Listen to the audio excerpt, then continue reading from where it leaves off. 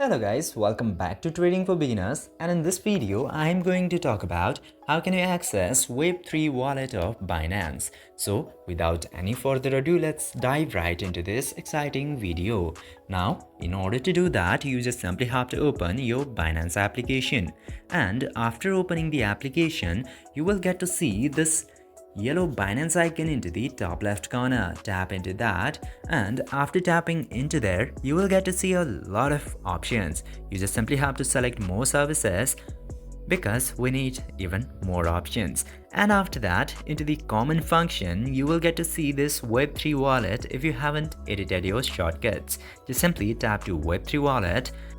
From here, you can easily access your Web3 wallet, but before using the Web3 wallet, you have to verify your account. Just simply do that and you can send receipt transfer and check the history into Web3 wallet. I hope this video was helpful for you. If yes, don't forget to like, share and subscribe to the channel to never miss another update. Thank you for watching the video.